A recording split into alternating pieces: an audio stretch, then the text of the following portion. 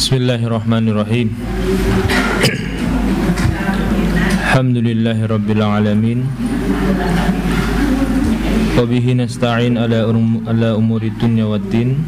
Wassalatu wassalamu ala sayyidina Muhammad wa ala alihi wa sahbihi wa mahtada bihadihi ila yaumil qiyamah.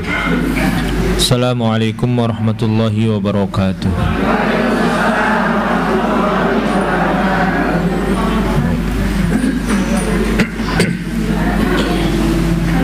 Bapak-bapak, ibu rahmat Allah subhanahu wa ta'ala, kita masuk ke dalam surat yang baru, yaitu surat Abasa. Setelah sebelumnya kita sama-sama mengkaji tentang surat An-Naba dan An-Nazi'at. Sebagaimana seperti yang sebelumnya yang sudah kita ketahui bersama, bahwasannya setiap surat dan ayat dalam Al-Quran itu pasti mempunyai hubungan antara satu dengan yang lainnya, gitu ya. Maka apa hubungannya itu ya, antara surat An-Nazi'at dengan surat Abasa ini, gitu ya. Kira-kira ada yang mau mencoba untuk menjelaskan gitu, bukan menjelaskan atau mengungkapkan pendapatnya gitu. Kira-kira apa hubungannya antara surat sebelum dengan sekarang? Oke, sama-sama di tuan kota Mekah. Yang lainnya silakan.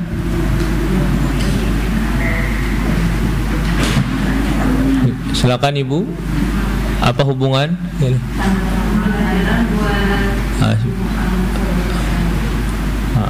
Kalau surat An-Nazi'atnya? An-Nazi'at tentang kejadian kaum kafir pada masa Nabi Muhammad.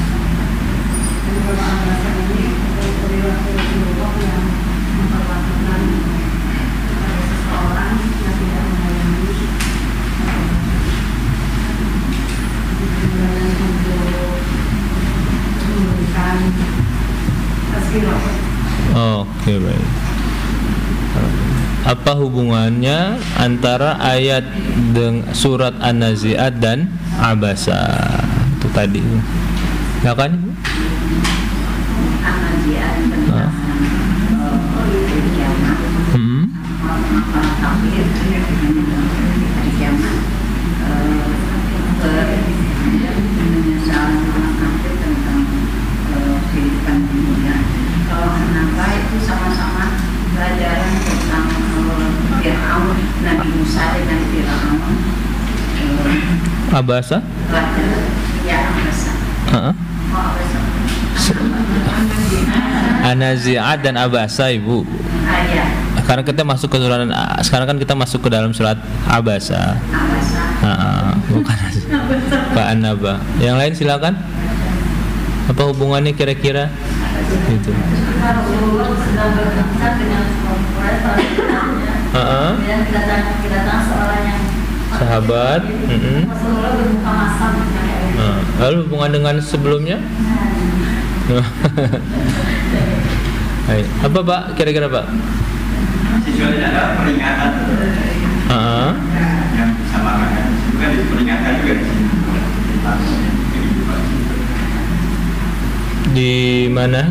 Itu kan di surat Nazi'at tentang bagaimana kita nanti cabut titik awal ada yang lembut, ada yang ini juga. Bagaimana kalau kita bapak ibu malaikat kita akan diperlakukannya apabila tidak menjaga perintah Allah. Di sini juga ada juga peringatan. Intinya seperti itu. Oke, berarti peringatan. Ini banyak peringatan. Peringatan tentang akan terjadinya hari manusia akan meninggal dunia, hari kiamat. Yang lain silakan ibu-ibu. Dalam surah An-Nazi'at itu ada salah satu ayat yang berbunyi innama anta munziru may yakhshaha. Itu. Ya. Sesungguhnya engkau wahai Muhammad munzir, orang yang memberi peringatan untuk orang-orang yang takut akan Tuhannya, akan akhiratnya dan sebagainya. Nah, lalu apa hubungannya dengan surat Abasa? Maka kalau kita melihat dari gambaran awal di depan surat Abasa, itu ada salah satu seorang sahabat yang dia secara kondisi, secara fisik itu jauh dibandingkan dengan yang lainnya. Tetapi dia mempunyai kelebihan, yaitu kebersihan hati dan rasa takut kepada Allah Subhanahu wa ta'ala. Makanya dia mendatangi Nabi Muhammad SAW untuk mustarsyidan, untuk meminta petunjuk bagaimana dia menjalani kehidupan ini dengan dasar keimanan. Itu. Jadi hubungannya apa? Dalam surat An-Nazi'at ada firman Allah Subhanahu wa taala, innama anta munziru may yakhshaha. Sungguhnya engkau wahai Muhammad, engkau adalah seorang munzir, engkau adalah seorang yang memberi peringatan kepada siapa? Kepada orang-orang yang takut akan Tuhannya. Dijelaskan enggak di dalam surah An-Nazi'at itu siapa orang-orang yang takut akan Tuhannya? Ada enggak penjelasannya? Tidak ada. Itu secara gamblang tidak ada penjelasannya. Nah, lalu dijelaskanlah di ayat di surat setelahnya, yaitu tentang seorang sahabat yang dia mempunyai rasa takut kepada Allah Subhanahu wa taala mendatangi Nabi Muhammad sallallahu alaihi wasallam. Itu. Untuk apa? Untuk meminta petunjuk bagaimana menjalani kehidupan ini. Ya, berdasarkan keimanan kepada Allah Subhanahu wa ta'ala. Nah, itu yang pertama. Oke. Nah, yang kedua, hubungan atau munasabah antara surat An-Nazi'at dengan Abasa. Kalau dalam surat An-Nazi'at kita melihat Nabi Musa alaihissalam itu berdakwah kepada Fir'aun. Kenapa beliau dakwahnya kepada Fir'aun? Karena kalau Fir'aun itu beriman, maka semua rakyatnya kemungkinan besar akan beriman. Nah, kalau dalam surat An-Nazi'at, dalam surat Abasa, Nabi Muhammad SAW ketika itu sedang berdakwah kepada para pembesar-pembesar Quraisy. Apa tujuannya? Tujuannya sama seperti Nabi Musa dakwah kepada Fir'aun. Kalau para pembesar Quraisy itu beriman kepada Allah Subhanahu wa taala, otomatis para orang-orang yang statusnya di bawah pembesar Quraisy dia akan beriman juga kepada Allah. Itu. Iya, itu sudah pasti, Pak. Gitu. Nah, maka Nabi Muhammad ketika itu sedang memberikan informasi tentang agama ini kepada siapa? Kepada para pembesar-pembesar Quraisy yang diharapkan keimanannya. Nah, berarti pembesar Quraisy itu berarti siapa mereka? Pemuka suku-suku yang ada di kota Mekah ketika itu. Kalau pemuka sukunya sudah beriman, maka semua orang yang berada di bawah suku tersebut kemungkinan besar akan beriman.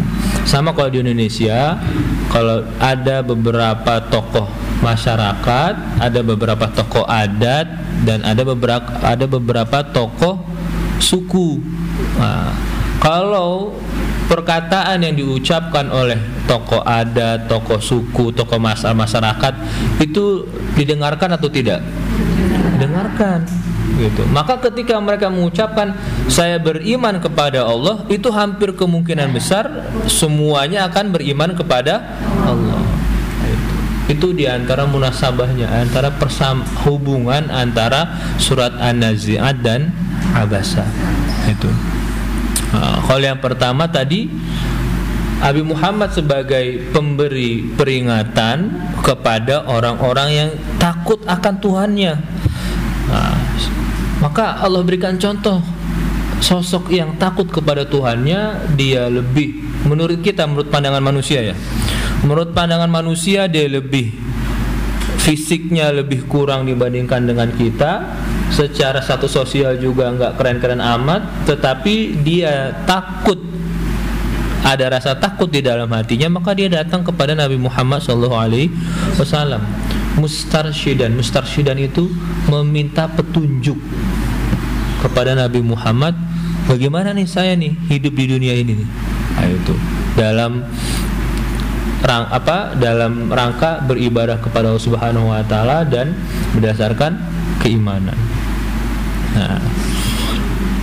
Kalau dalam surah An-Nazi'at kita melihat bahwasannya yang diajak oleh Nabi Musa alaihissalam itu adalah pembesar, bukannya pembesar, raja. Nah, itu ya. Firaun kan raja kan. Nah itu ya. Maka kalau seorang raja dia beriman, kemungkinan besar rakyatnya juga akan beriman. Itu.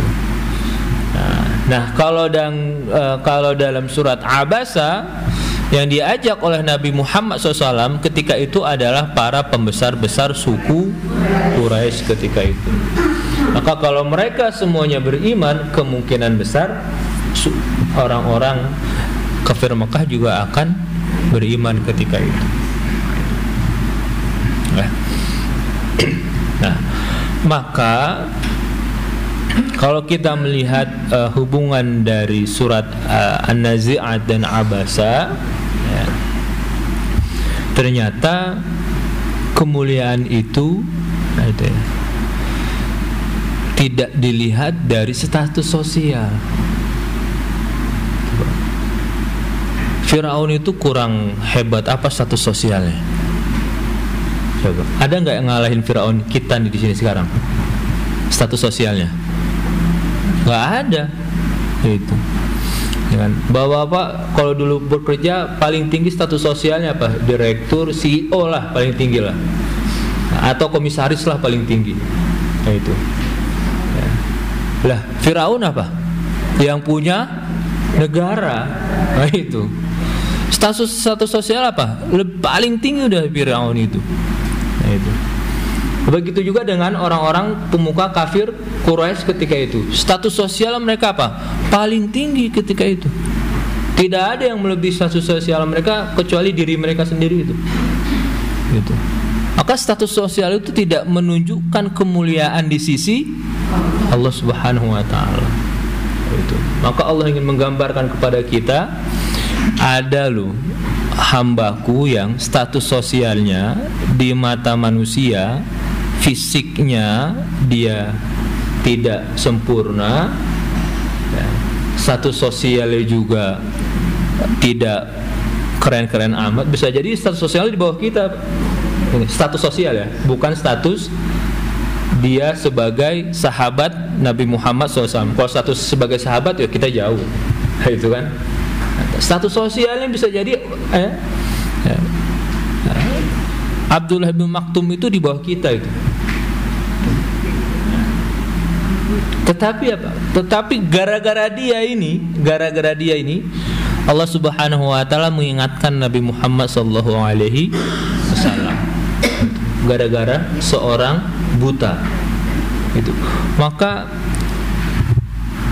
ada orang yang fisiknya bagus, status sosialnya bagus,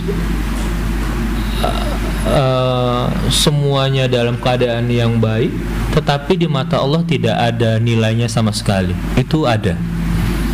Tapi ada orang yang status sosialnya rendah, dia fisiknya juga mungkin jauh dari kita dan sebagainya, tetapi kalau dia berdoa itu langsung diijabah oleh Allah Subhanahu wa taala. Itu ada, Pak. Itu. Dan itu terjadi di dalam surat Abasa ini. Gitu. Nah, ini. Maka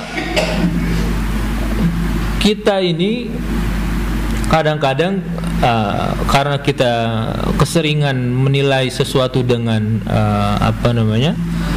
dengan standar dan hukum sosial yang berlaku, akhirnya kita jarang melihat orang lain tuh mempunyai kelebihan, Pak.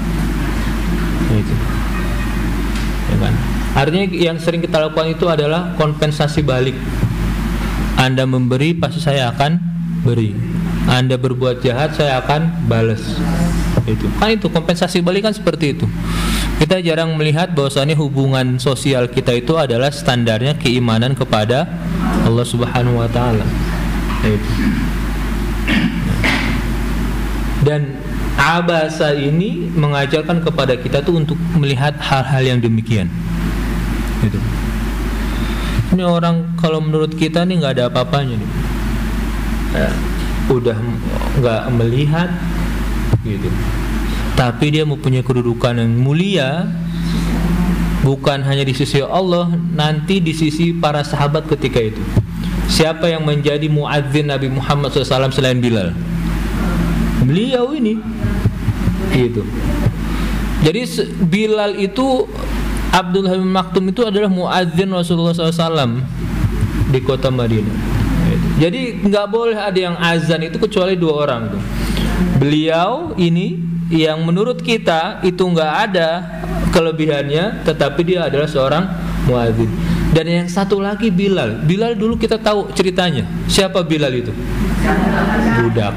Tetapi yang terjadi apa?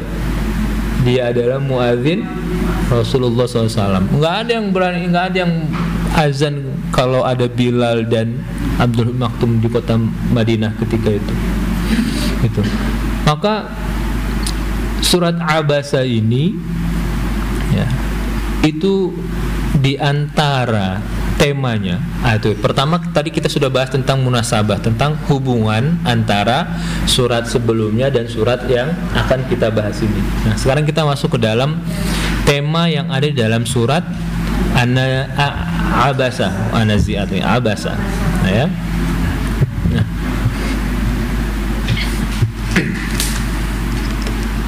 Sebelum masuk tema, kita masuk dulu kepada makosid. Makosid itu apa, Pak? Ibu, ada yang masih ingat apa?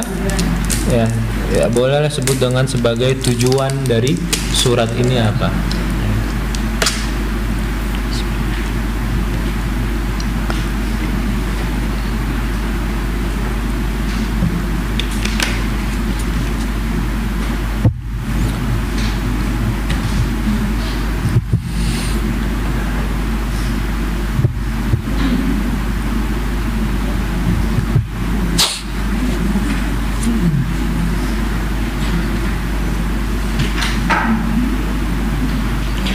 Di antara tujuan surat ini yang paling utama itu adalah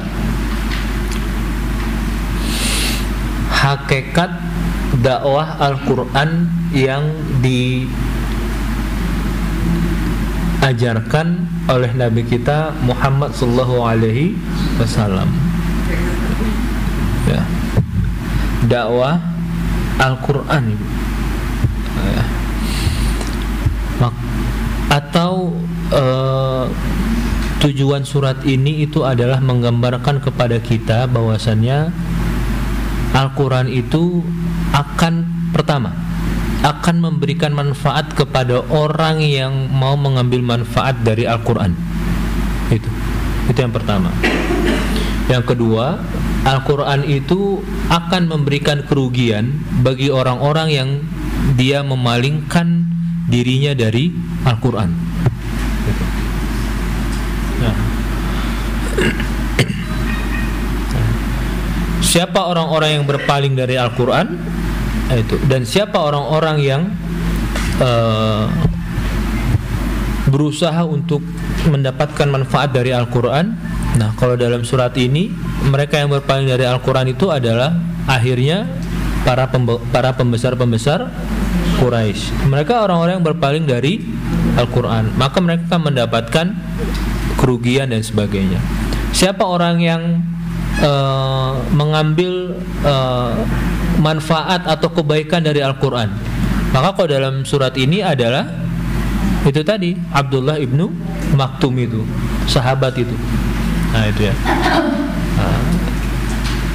Itu apa namanya, di antara tema utama dalam surat ini. Ya, maka sekarang kita masuk ke dalam tema. Tadi maksud atau tujuan dari surat itu. Ya. Sekarang kita masuk ke dalam tema yang ada di dalam surat ini. Itu ya. Pertama, tema surat ini menggambarkan kepada kita bahwasannya Nabi Muhammad SAW itu selalu berada di dalam di dalam pengawasan Allah Subhanahu wa Ta'ala.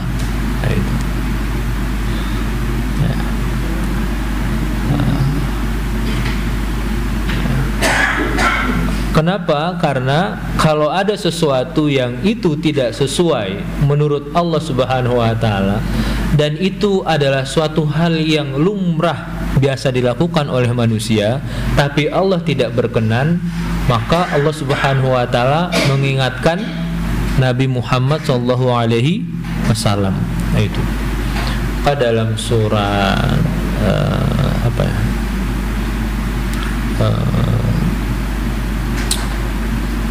wa ma yantiqu 'anil hawa in huwa illa wahyu. Itu surat apa? An-Najm. Wan najmi idza hawa ma dhalla sahibukum wa ma ghawa. Itu wa ma yantiqu 'anil hawa. Itu. Ya. Artinya Nabi Muhammad SAW itu selalu berada di dalam pemeliharaan Allah Subhanahu wa Ta'ala. Secara manusiawi itu sangat lumrah sekali kita akan mengajak orang yang lebih tinggi statusnya supaya orang di bawahnya itu akan ikut. Itu secara manusiawi seperti itu. Ya. Tetapi Allah mempunyai pandangan lain. Nah, itu. Ya. Allah mempunyai pandangan lain terhadap hal-hal yang seperti ini. Maka Allah mengingatkan kepada Nabi kita Muhammad SAW, ya, bukan seperti ini yang aku inginkan. Nah, itu. Yang aku inginkan itu adalah kamu, ya, wahai Muhammad SAW, kalau ada orang yang datang kepadamu ingin meminta petunjuk, maka kamu harus menyambut orang tersebut dan lain sebagainya. Ya.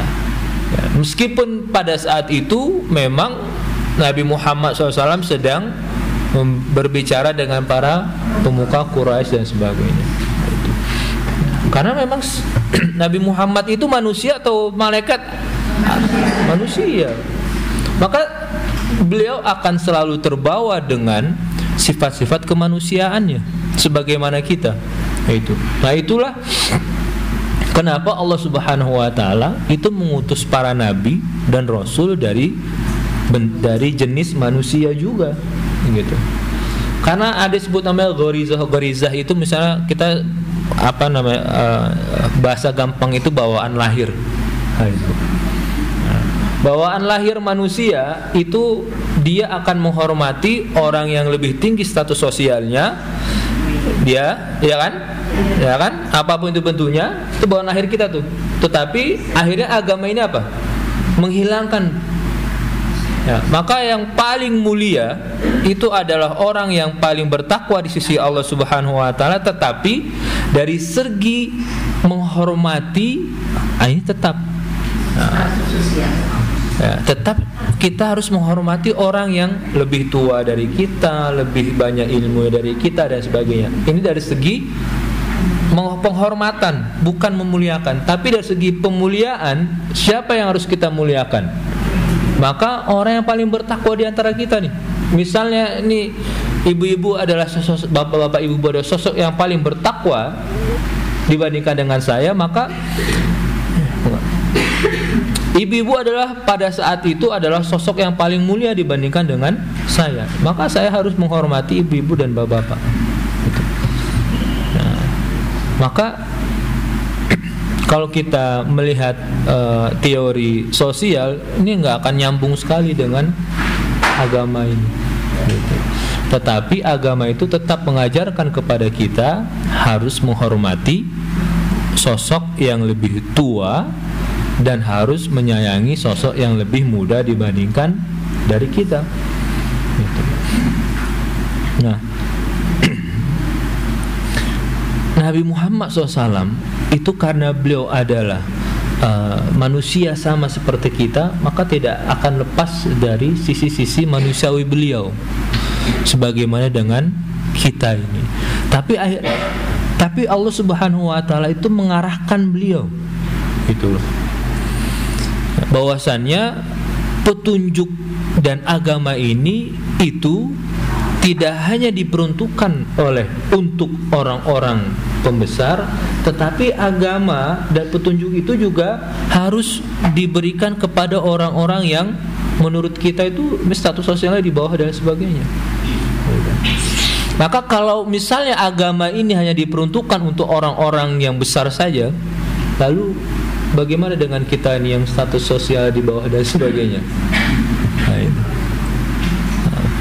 Nah, itu jadi Nabi Muhammad itu selalu berada di pemeliharaan dan pengawasan Allah Subhanahu Wa Taala. Artinya ketika beliau melakukan hal sesuatu yang itu manusiawi dan lumrah menurut kita, tetapi menurut Allah Subhanahu Wa Taala itu tidak bagus ke depannya nanti, maka Allah luruskan tuh, bukan seperti ini. Maka seperti ini yang harus kamu lakukan. Maka dalam keyakinan kita ya, dan dalam tauhid kita itu ya, semua nabi itu maksum. Artinya semua nabi itu tidak pernah melakukan dosa satu kali pun seumur hidupnya. Itu tadi kenapa? Karena Nabi Muhammad melakukan dosa nggak itu ketika itu, Bu? Tidak. Karena apa? Karena itu bawaan lahir dan bawaan kondisi sosial manusia juga seperti itu. Kalau kita jadi ketua RT, maka yang kita hormati siapa? RW, lurah dan sebagainya. Kalau anggota masyarakat yang lain apa, Bu? Biasa aja kan? Nah itu seperti itu. Dosa nggak kita itu? Enggak. Tapi ketika itu menurut Allah Subhanahu Wa Taala itu kurang tepat, gitu. Maka Allah luruskan tuh.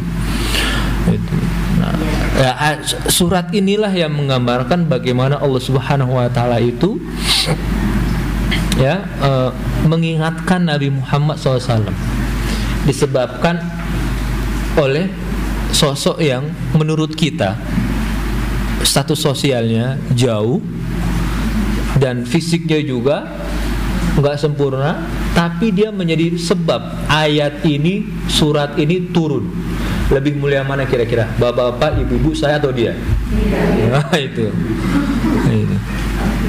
Surat ini turun gara-gara siapa, Bu?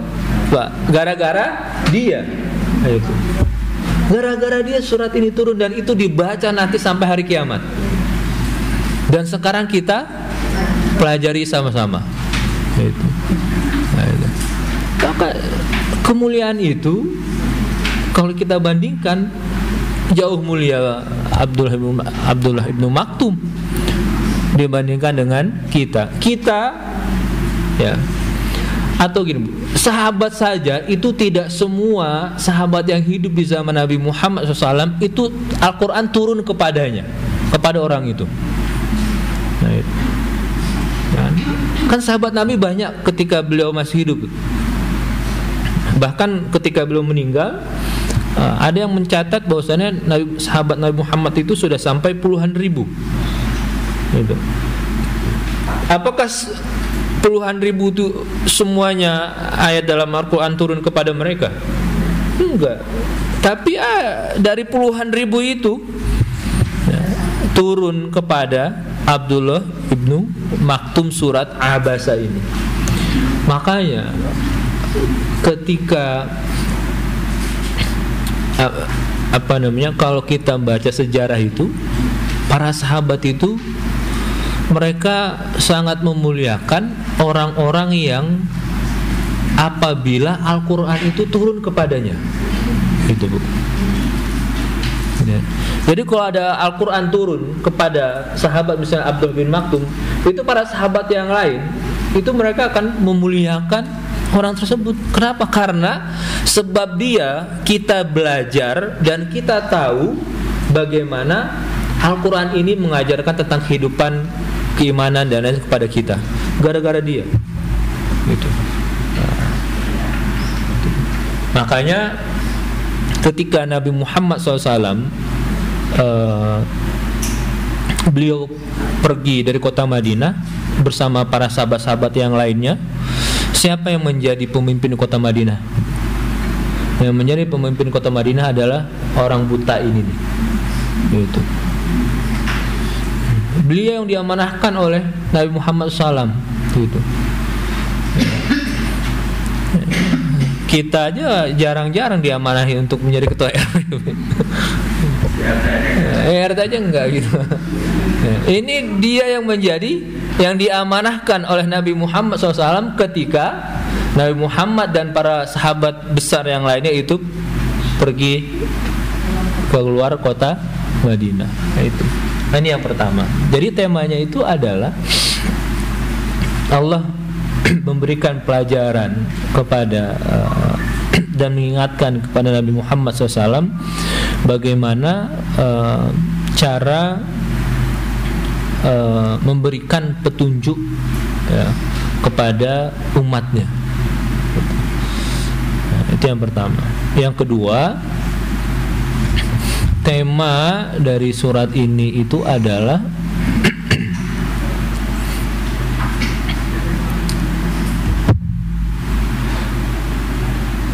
kalau di surat-surat sebelumnya di Abasa dan An-Nazi'at kita nggak dapatkan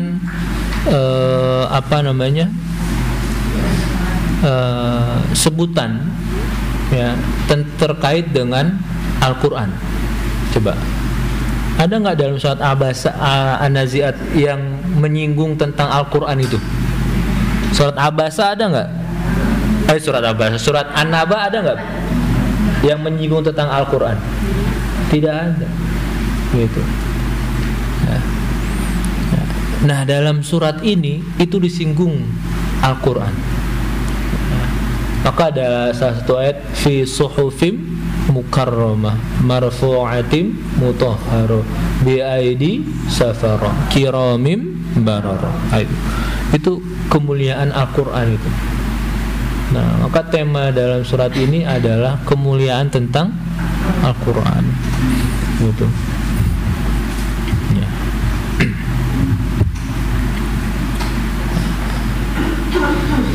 Selanjutnya tema dalam surat Abasa itu ya. Kalau dalam surat An-Naba, An-Nazi'at itu hanya digambarkan tentang secara umum bagaimana kondisi lalu keadaan yang terkait dengan hari kiamat. Nah, tidak didetailkan. Dalam surat An-Nazi'at fa idza ja'atit tammatul kubra. Nah, itu. Kalau dalam surat Abasa fa idza ja'atis sakhah. Nah, itu. Ya. Nah, tapi tidak dijelaskan tuh bagaimana yang terjadi dengan huru-hara ketika itu. Nah, dalam Abasa dijelaskan kalau itu terjadi fa idza ja'atis sakhah atau tammatul kubra, yaitu hari kiamat, maka yauma yafirul mar'u min akhi wa ummihi wa abi wa sahibatihi wa bani likulli imri'in yauma idzin sya'nun yughni. Ini yang terjadi. Surat sebelumnya enggak dijelaskan. Maka surat ini menjelaskan tentang apa yang terjadi terkait dengan huru-hara hari terakhir, hari kiamat itu. Nah, kalau hari kiamat datang, yauma yafirul mar'u min akhihi. Semua orang enggak mau tahu tentang orang lain. Bahkan terhadap orang tuanya. Artinya apa? Artinya semakin dahsyatnya, saking dahsyatnya hari kiamat itu, orang lupa dengan orang yang paling terdekat dengannya. Kita kan nggak mungkin lupa dengan orang tua kita, Bu.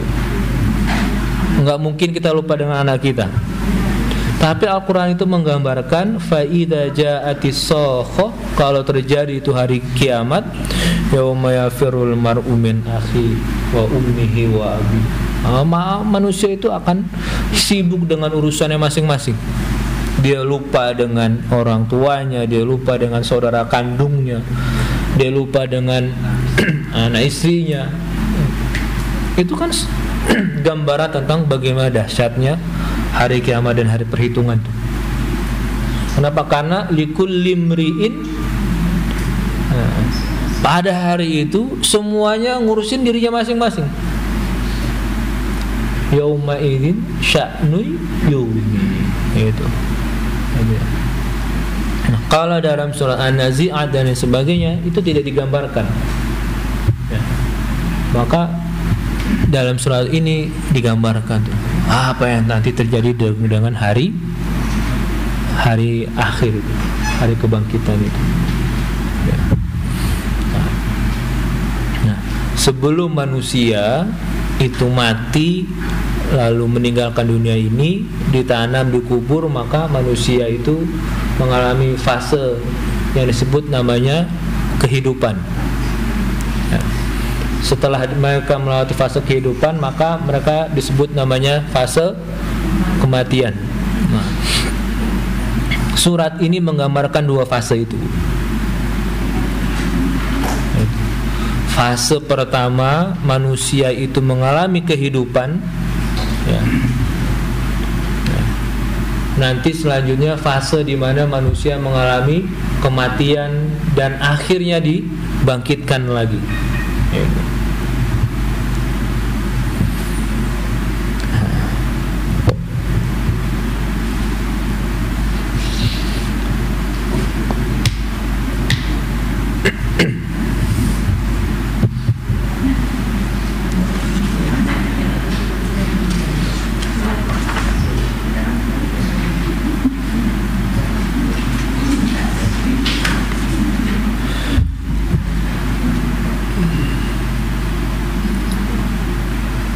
Nah, ayat berapa dalam surat Abasa itu? Maka kita akan dapatkan di ayat 18, ya. Min ayyi syai'in khalaqahu, dari mana manusia itu diciptakan? Min nutfatin khalaqahu faqaddar. Nah,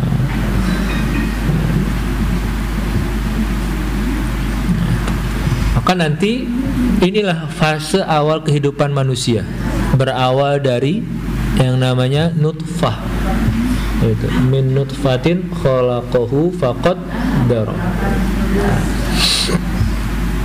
Sampai nanti manusia itu hidup, maka manusia itu butuh yang namanya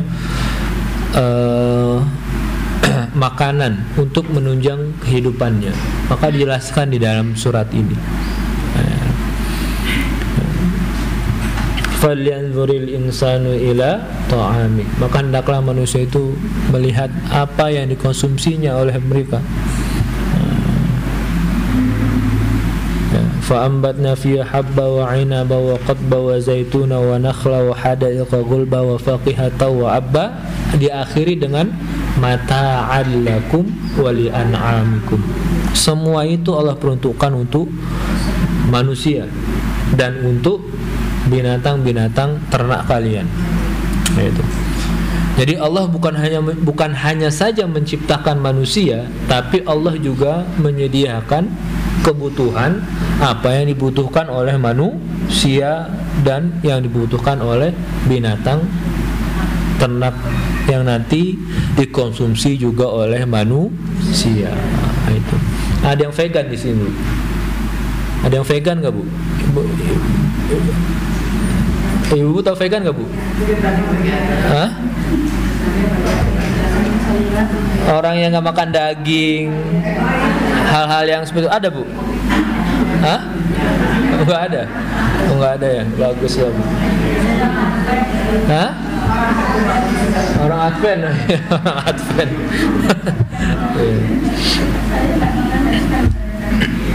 Baik.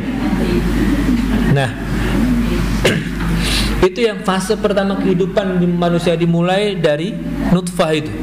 Nah, maka setelah itu siapa yang mengurus itu semua tuh?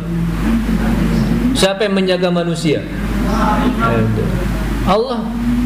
Ya. Ya. Dan nanti sampai manusia lahir ke muka bumi ini, sampai dia mati lagi, sampai dibangkitkan lagi, siapa yang mampu melakukan itu semua? Nah, itu. Maka tema selanjutnya adalah tentang wahdaniyatullah, tentang keesaan Allah Subhanahu wa ta'ala. Karena dia satu-satunya yang mampu melakukan itu tuh. Tidak ada yang lain. Dia yang mampu menciptakan manusia dengan berbagai dengan melalui proses dari nutfah, tidak seperti dulu Nabi Adam alaihissalam, tapi Allah menciptakan manusia dengan proses melalui nutfah itu. Akhirnya dijaga oleh Allah Subhanahu wa taala sampai manusia itu lahir ke dunia, sampai akhirnya dia mati lagi lalu dibangkitkan lagi. Siapa yang mampu melakukan itu? Kalau ada Tuhan yang mampu melakukan itu, maka dia harus bisa melakukan seperti apa yang dilakukan oleh Allah Subhanahu wa taala. Gitu. Jadi kalau ada Tuhan yang diangkat, dijadikan Tuhan oleh manusia sebagai Tuhan, maka harus ada standar yang dilakukan oleh Tuhan yang dijadikan Tuhan oleh manusia itu. Kalau tidak ada standar, maka semua orang bisa mengaku dirinya Tuhan. Tapi kalau Allah menggambarkan kepada kita dalam surat ini, Dia yang menciptakan manusia yang melalui proses nutfah, lalu faqaddarah, lalu diberi makanan, dan takdir itu adalah diberi makanan sesuai dengan takaran yang pas dan sesuai. Gitu. Itu takdir itu seperti itu dulu. Ya. Yang dibutuhkan oleh cabang bayi ketika itu tidak seperti yang dibutuhkan oleh kita.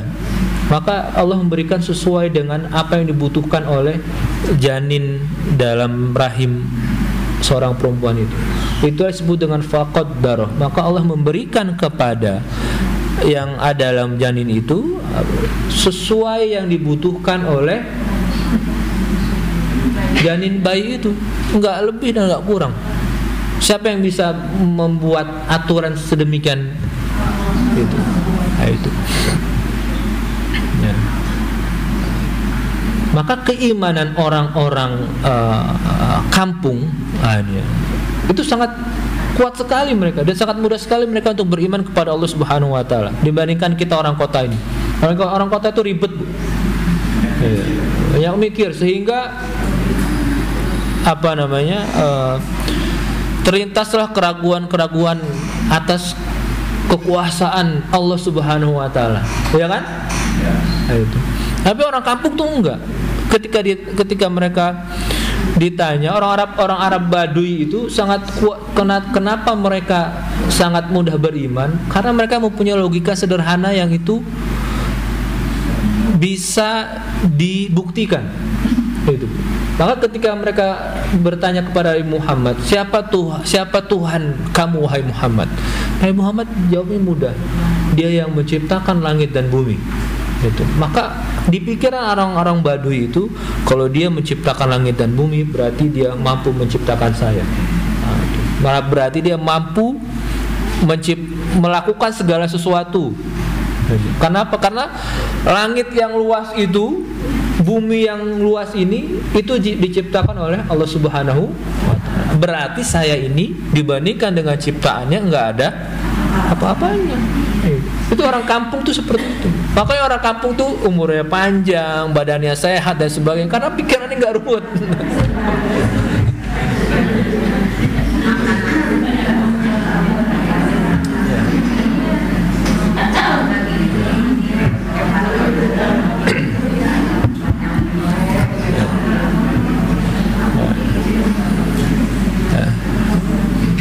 Maka nanti ada ungkapan kan Ibu.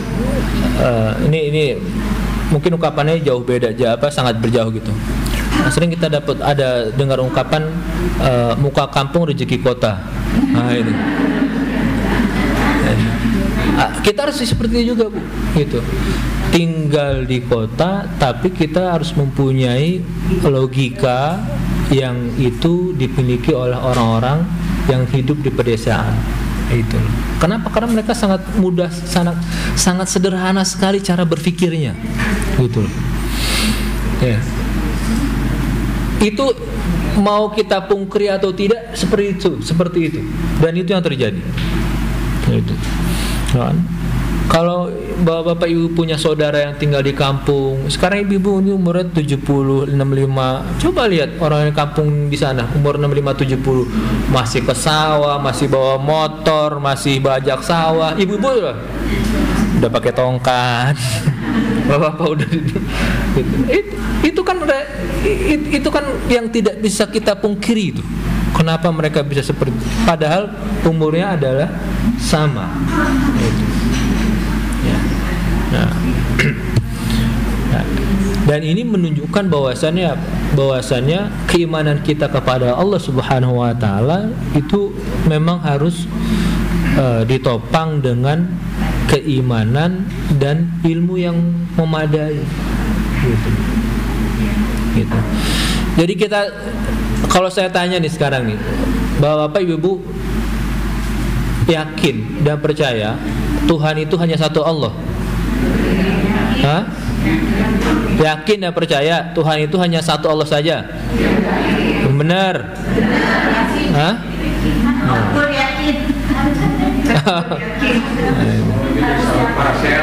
Gimana Pak? Kalau lebih dari satu parasehat. Parasehat. Itu. Ya.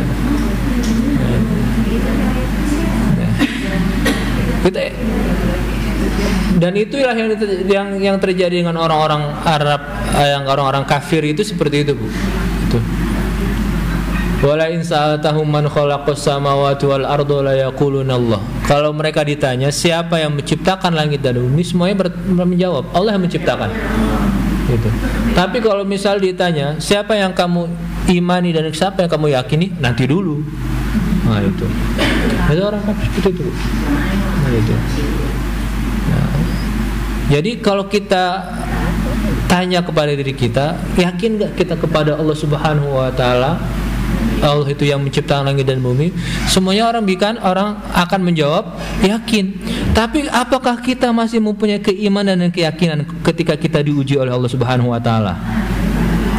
Nah, kenapa nah? Kalau kenapa nah? Nah itu. Ya kan? Apa bedanya? Kan itu pertanyaan sekarang. Itu kan hanya dua hal kan memang sudah digambarkan.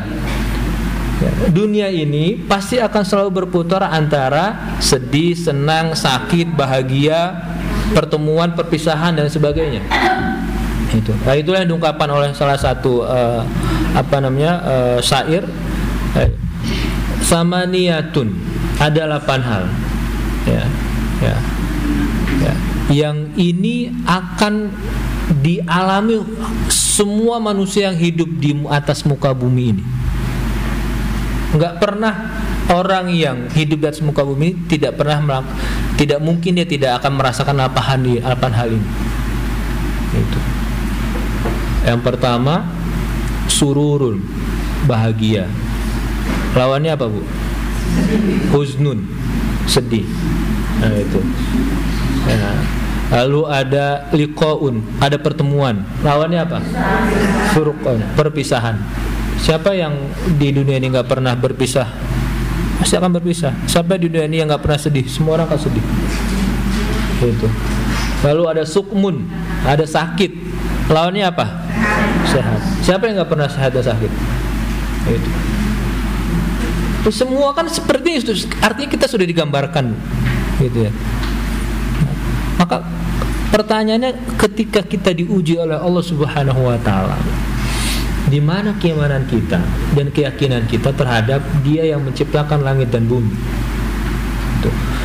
Kalau Allah Subhanahu wa taala menciptakan langit dan bumi yang luasnya sampai sekarang orang belum tahu berapa luas langit alam semesta itu di atas sana, ya kan? Pastinya itu kan hanya sekarang kan hanya sebatas perkiraan saja kan. Pastinya nggak ada yang tahu berapa luasnya. Artinya dia kan mempunyai kekuasaan yang sangat absolut itu. Dan kalau itu dibandingkan dengan ujian yang Allah berikan kepada kita, kira-kira seberapa besar persentasenya?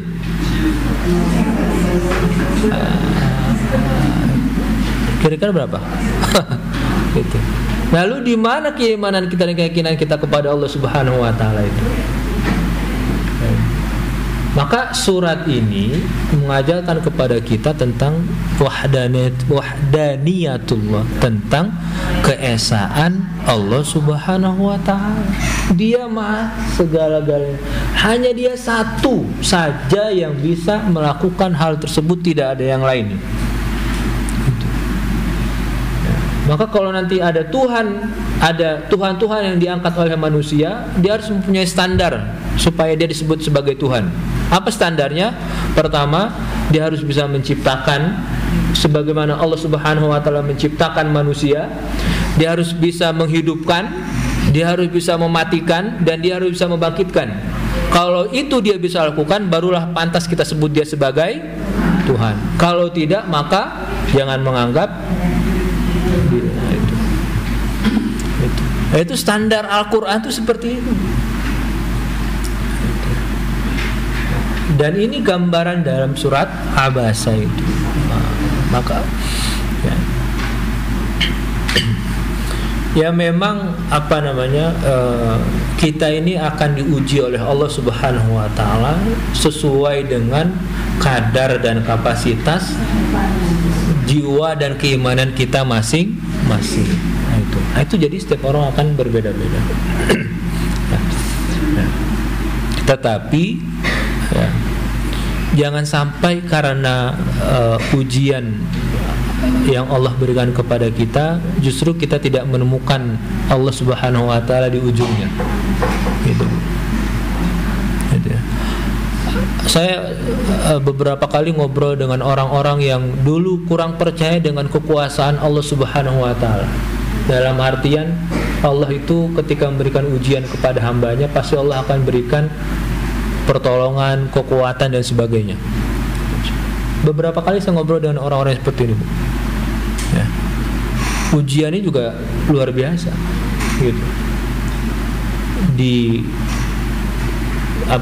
Tidak disukai oleh keluarga suaminya sakit-sakitan, akhirnya meninggal, tetap dicaci maki sama keluarga suami dan sebagainya.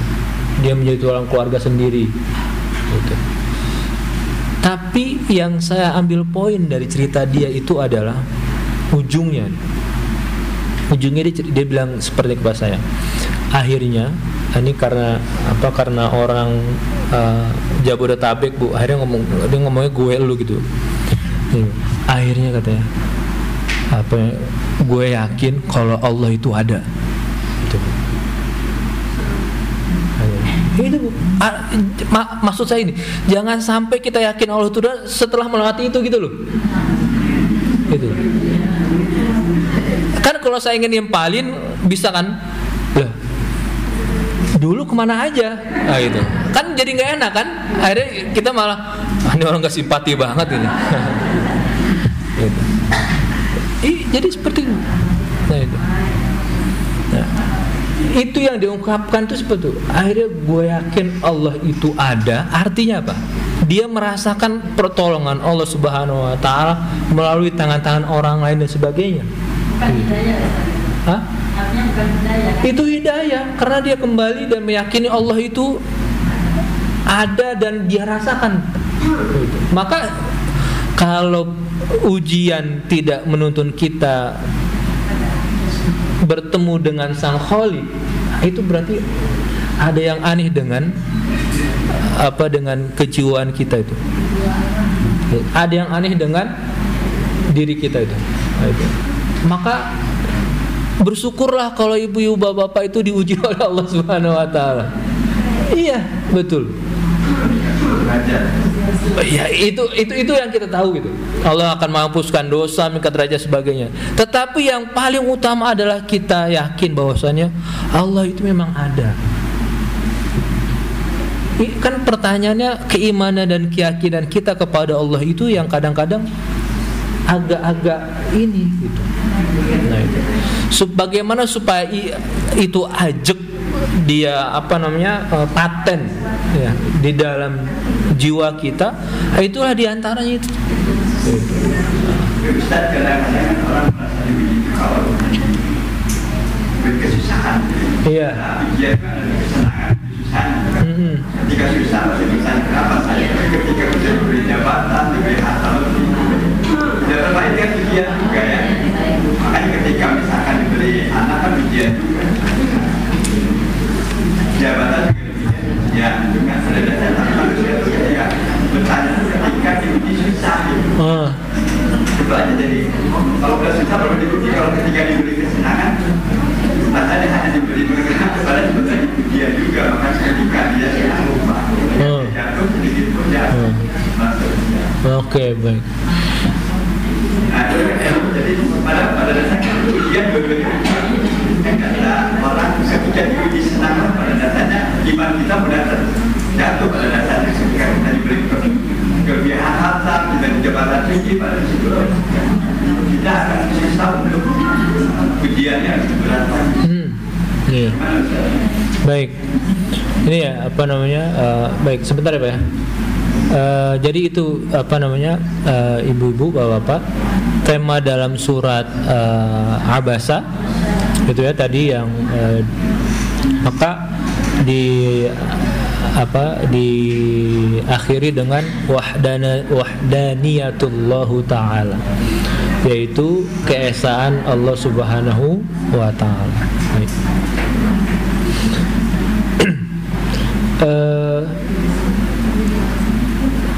Pertanyaannya seperti ini Pak.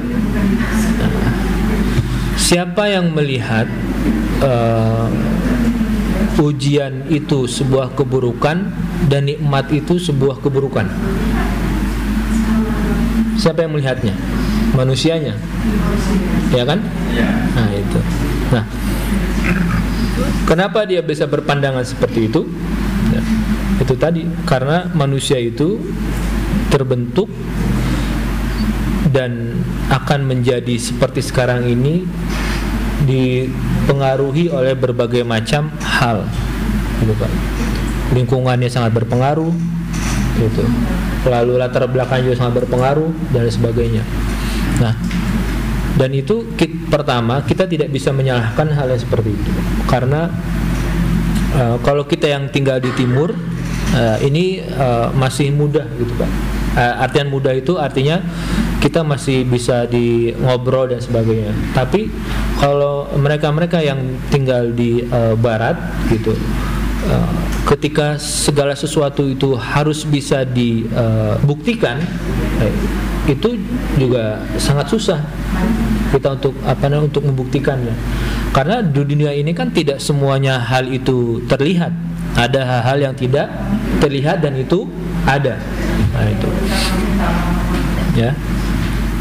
Nah, makanya kembali lagi bagaimana kita melihat kehidupan dan dunia ini. Itu kan saya rasa ibu-ibu dan bapak-bapak dulu juga hidupnya nggak susah-susah, nggak susah-susah. Hidupnya juga nggak susah terus kan? Gitu. Itu banyak senangnya lagi. Itu. Maka yang sering tidak ada dalam kehidupan orang-orang kota itu adalah bagaimana mereka bisa menikmati kehidupan ini, Pak. Itu yang nggak dalam pikiran kita nih yang tinggal di kota ini. Gitu. Kenapa? Karena kita itu tadi terhubung dengan lingkungan kita dan sebagainya. Gitu. Maka kekurangan kita itu hanya satu sebenarnya. Bagaimana kita mau menikmati hidup ini. Maka kalau kita bisa menikmati hidup ini, senang adalah sebuah kenikmatan, kesusahan adalah sebuah kenikmatan. Nah, itu. Kalau kata dulu ada ada motivator yang terkenal itu, Pak. Itu ya. Dia bilang seperti ini, Pak. Ini ada benarnya juga menurut saya gitu. Ujian itu adalah anugerah sebenarnya. Hanya saja rasanya yang beda. Itu. Ya kan? Begitu juga dengan nikmat. Dia anugerah, hanya rasanya beda dengan ujian. Artinya sama-sama anugerah. Kalau sama-sama anugerah berarti nothing tulus kan, Pak? Maka yang rugi siapa? Yang rugi itu tadi. Kalau semuanya adalah anugerah, artinya tidak ada yang dirugikan. Gitu. Maka yang merugi siapa? Yang tidak mau menjadikan itu adalah sebuah anugerah. Gitu. Makanya hal-hal yang tadi seperti itu Bapak sebutkan, itu ya realita kehidupan kita pada saat ini. Dan kita tidak bisa menyalahkan, karena setiap manusia terlahir, terbentuk dari lingkungannya dan lain sebagainya. Nah, kalau ada lingkungannya seperti itu, ya memang seperti itu. Gitu. Sekarang kita antara kalau lagi kerja dulu ya, ukur nikmat dan ukur nikmat itu bedanya dikit. Ketika pertama dapat mungkin alhamdulillah, ketika tanya ke teman dia lebih gede, langsung dari sebut jadi kuk. Jadi akhirnya banyak menyatakan seperti itu dia tadinya rasa enak jadi berubah tidak enak. Dari sebut jadi kuk. Nah, itu bawaan manusia seperti itu, Pak. Nanti di surat-surat yang lain itu ada tema yang itu gitu. Karena memang bawaan manusia seperti itu. Gitu. Itulah kenapa Nabi kita Muhammad SAW itu diarahkan oleh Allah Subhanahu Wa Taala. Gitu. Yang menurut kita ini adalah suatu hal yang lumrah, yang manusiawi, tapi bagi Allah Subhanahu Wa Taala tidak bisa seperti itu. Nah, maka kita seringnya melihat kehidupan apa yang sering kita lihat, tapi menurut Allah itu dan baiknya tidak seperti itu. Maka kalau kita biasa mengikuti apa yang ada, akhirnya yang terjadi adalah hal-hal yang itu tadi, ya banyak itu kecewa dan sebagainya. Tapi kalau kita melihat dia sebagai suatu hal yang lain, itu kita akan mendapatkan double gitu, Pak. Double kenikmatan gitu. Itu. Ya. Kehidupan di kota dengan di desa berarti kan kalau kota itu di kompleks ya. Jadi kalau di desa mungkin kita bisa fokus kalau kita datang orang kecil. Artinya godaan nggak banyak. Godaan nggak. Ya. Kayaknya ada masalah dengan cara mengelola perasaan. Oke, gimana Pak? Kayak gini, kita udah ngerti ada orang yang ditakdir kaya, ada yang ditakdir miskin, ada yang ditakdir sehat, ada yang ditakdir sakit. Itu kita sudah tahu sebenarnya, umumnya bukan kita. Kita udah tahu. Tetapi pas kita yang sakit, baru ngarahu. Pas kita yang miskin, baru tak. Supaya sebetulnya udah ngerti bahwa itu ujian gitu. Secara teori kita berikan bahwa itu ujian. Nah, kalau ada yang secara manusia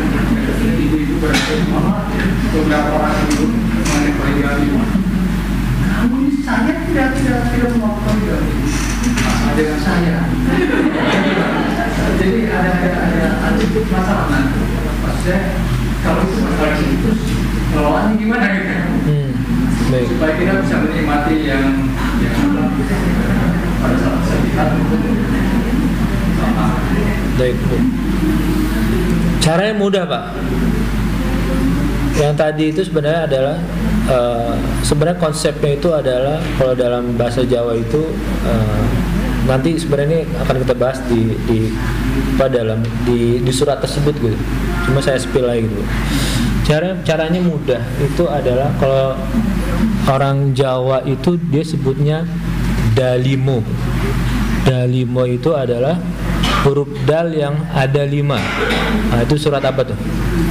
Apa surat yang diakhiri dengan huruf dal yang jumlahnya 5? Al-Ikhlas. Nah, itu Pak. Nah, itu. Jadi kembali kepada wahdaniyatullah itu. Nah, kan di sana ada ya. Pertama, kita yakin Allah itu ahad. Ahad itu wahdaniyah, esa. Gitu. Ini kita tahu nih Pak. Cuman kita jarang menjadikan Allah itu as-somad. Bukan tempat bergantung, Pak. Lebih dari tempat bergantung. Gitu. As-somad itu. Nah, maka karena kita jarang menjadikan dia as-somad, timbullah itu tadi Pak. Perasaan dan lain sebagainya. Nah, itu. Nah, karena kita tidak menjadikan dia sebagai as-somad, maka kita seringnya menjadikan dia syarik. Ada aspek-aspek lain yang kita ikut sertakan di dunia ini selain Allah Subhanahu wa taala. Itu aspeknya macam-macam. Gitu.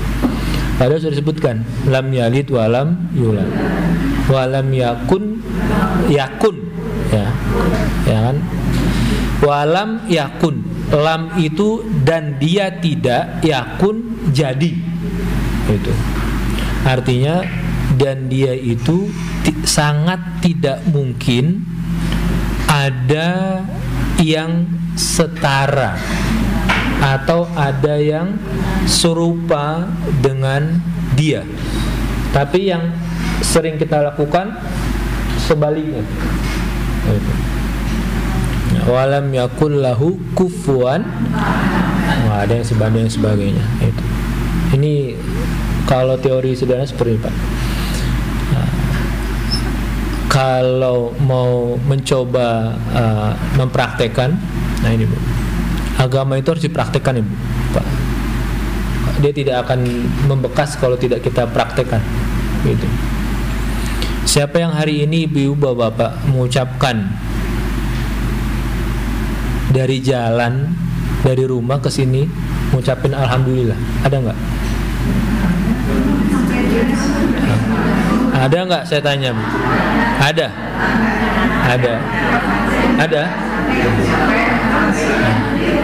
Alhamdulillah. Semuanya berarti. Hanya sebatas ngucap saja. Nah itulah Pak kekurangan kita. Kita tahu itu ujian, kita tahu itu cobaan. Padahal dia bukan ujian, dia juga cobaan. Itu bahasa lain.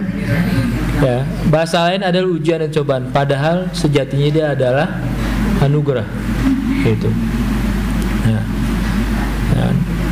kita sering ucap alhamdulillah itu. Kita sering ucap alhamdulillah kalau misalnya posisi kita tadi yang Bapak sebutkan itu. Dalam misalnya kita naik mobil, orang kehujanan, alhamdulillah nggak kehujanan. Gitu. Pertanyaannya boleh nggak? Hah? Sangat boleh Bu, Pak. Dan itu sangat dicintai oleh Allah Subhanahu wa taala. Itu. Ya. Jadi wa innal abda la akala aklatan. Ada satu orang hamba kuning kata Allah. La akal, dia makan aklatan, sebuah makanan. Setelah dia makan kenyang, dia mengucap alhamdulillah. Maka ketika dia mengucap alhamdulillah, yang itu sebenarnya adalah baliknya ke diri dia masing-masing, tapi di sisi Allah Subhanahu wa taala itu adalah suatu hal yang sangat luar biasa. Itu Pak. Jadi kalau kita naik mobil nggak kehujanan, kita ngucap alhamdulillah nggak kehujanan, itu adalah bentuk yang menurut kita tidak ada apa-apa. Itu di sisi Allah Subhanahu wa taala adalah hal yang sangat luar. Kenapa? Karena kita mengucapkan rasa itu. Yang paling susah itu adalah kita naik mobil nggak kehujanan, kita melihat orang lain kiri kanan kehujanan, kita nggak ada rasa sama sekali. Gitu. Dan tidak semua orang mendapatkan itu, Pak. Gitu. Nggak usah mobil lah, Bu. Naik angkot aja lah. Gitu. Naik angkot kan nggak kehujanan kan? Naik motor orang kehujanan kan? Pernah kita mengucap alhamdulillah kita naik angkot nggak kehujanan? Saya rasa jarang. Kenapa? Karena posisi kita naik, karena kita mikir apanya? Angkotnya. Kita nggak pernah mikir kita nggak kehujanannya. Gitu. Yang kita pikir apa? Angkotnya. Kita nggak mikir kita nggak kehujanan. Ya kan? Ruwet nggak manusia, Pak? Ruwet. Nah itulah manusia. Itu. Makanya Allah itu sangat rahmat, sangat rahim. Karena dia tahu nih, manusia itu aku ciptakan dengan segala keruwetannya. Makanya Allah Subhanahu wa taala berikan kemudahan kepada kita untuk melakukan ibadah. Kita makan, kita minum nih. Saya minum kan. Dingin ya kan. Saya ngucap alhamdulillah. Itu. Kebaikan untuk saya. Gampang enggak kita beribadah? Siapa yang suka mikir kita susah untuk beribadah? Kalau ibadah itu harus punya duit, ibadah itu harus punya materi.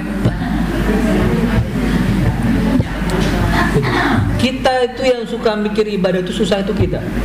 Padahal kita menahan diri untuk tidak melakukan maksiat itu adalah prestasi yang sangat luar biasa. Ya.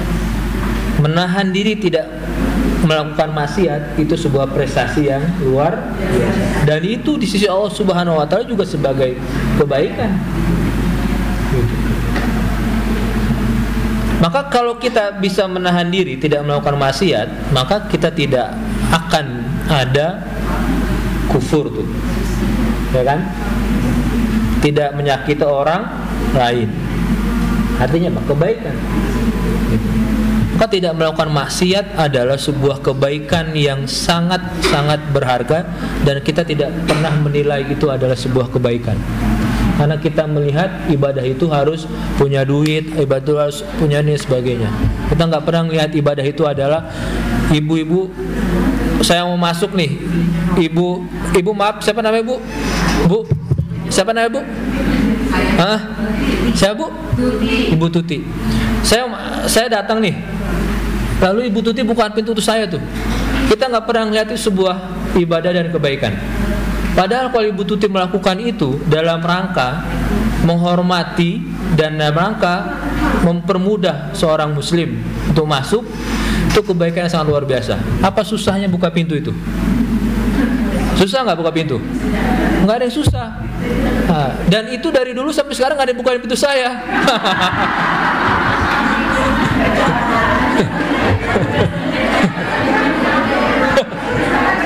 Iya Pak ya.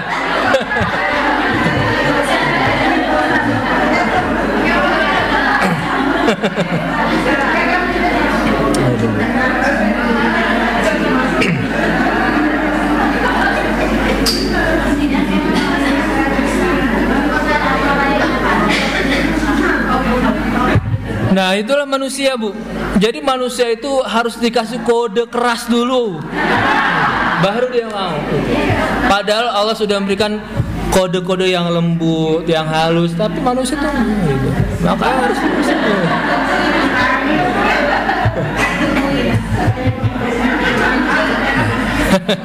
enggak Bu.